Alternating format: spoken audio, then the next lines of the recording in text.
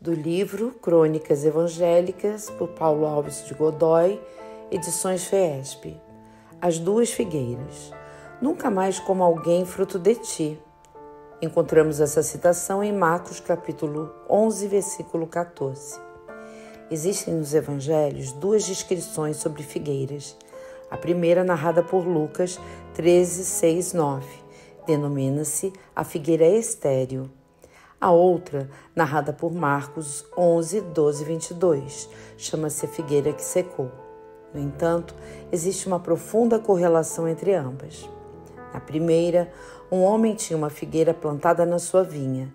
Entretanto, procurando nela frutos e não os achando, disse ao vinhateiro: Eis que há 3 anos venho procurando fruto nessa figueira, e não o acho.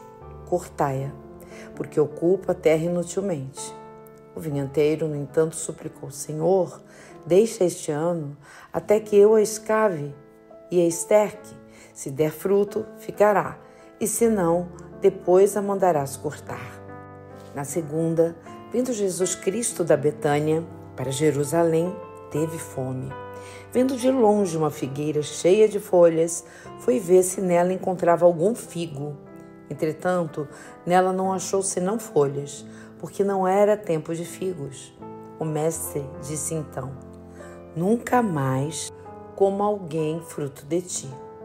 Dirigindo-se ao templo, começou a expulsar os que vendiam e compravam, derrubando as mesas dos cambistas e de todos que vendiam pombos, dizendo: A minha casa será chamada por todas as nações casa de oração. Mas vós a tendes feito covil de ladrões. No dia seguinte, quando saíram da cidade, os apóstolos viram a figueira e disseram ao mestre: Senhor, eis que a figueira que tu amaldiçoaste secou. Deduzimos dessas duas passagens evangélicas que a figueira simboliza o judaísmo, a antiga religião dos hebreus, eivada de ritualismos, de encenações e apegada à observação de vãs tradições, alicerçando-se profundamente nas coisas materiais. Ela havia-se divorciado das coisas do espírito, petrificando-se, dogmatizando-se e igrejificando-se. Como sucede com todas as religiões que se desviam das suas finalidades e ficam superadas no tempo e no espaço. Essa religião não produzia os frutos esperados por Deus, portanto, estava condenada à esterilidade. Jesus, o vinhateiro da parábola, rogou ao Pai que ela continuasse por mais algum tempo, até que ele voltasse e, através da ação dos profetas, a fertilizasse e revolvesse os seus ensinos para ver da possibilidade de vir a produzir frutos. A figueira continuou.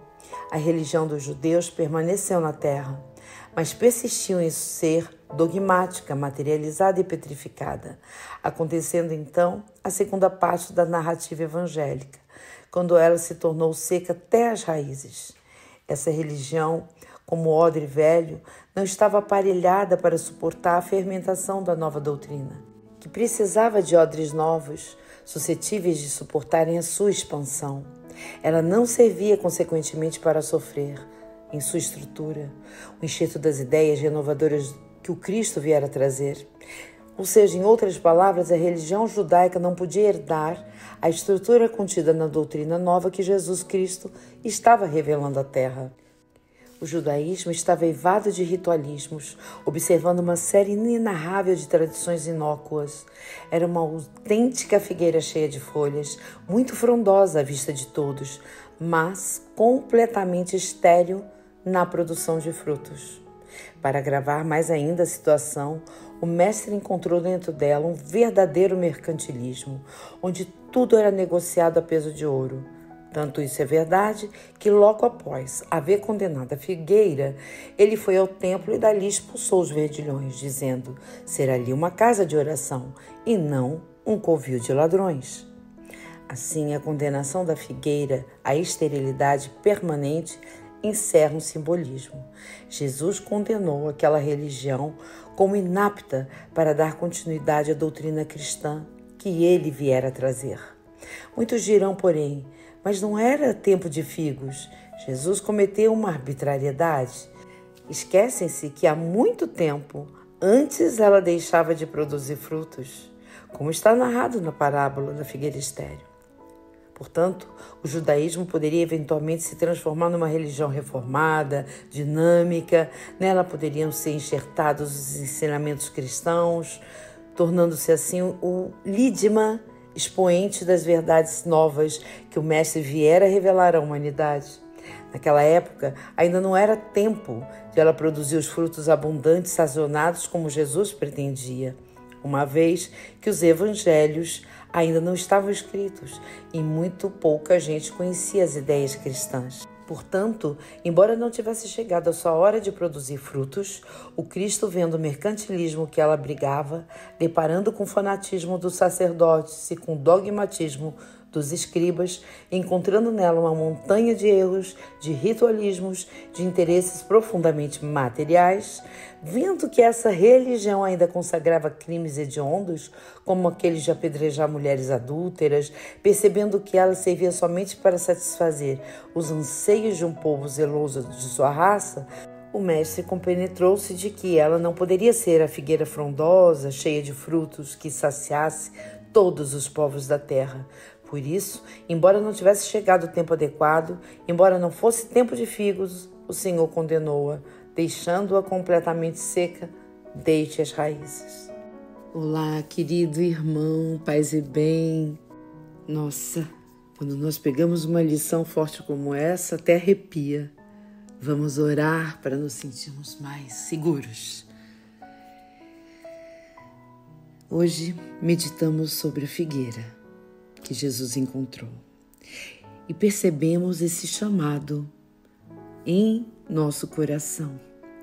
E assim como aquela figueira que apresentava ter uma vida, mas não oferecia o fruto esperado, nós também não podemos, queridos, em momentos de angústia, de sofrimento, nos encontrar distantes da fonte que nos sustenta, da fonte que nos é segurança. E quem é essa fonte? O nosso Senhor.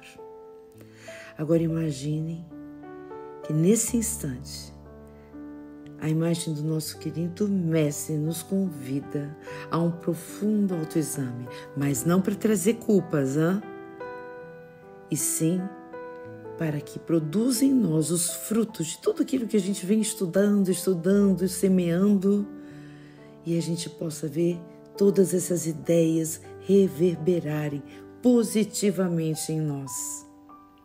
Porque é o que o Senhor espera de nós. Não é que a gente mude de um dia para o outro e fique perfeito. E muito longe disso. Até porque perfeição enquanto nós entendemos que estamos caminhando para uma perfeição relativa, para uma evolução aonde teremos ainda um caminho gigante longo à nossa frente. Então vamos lá. Escolhemos o Salmo 119, o versículo 105 e o 106, que diz assim: Lâmpada para os meus pés é a tua palavra e a luz para o meu caminho.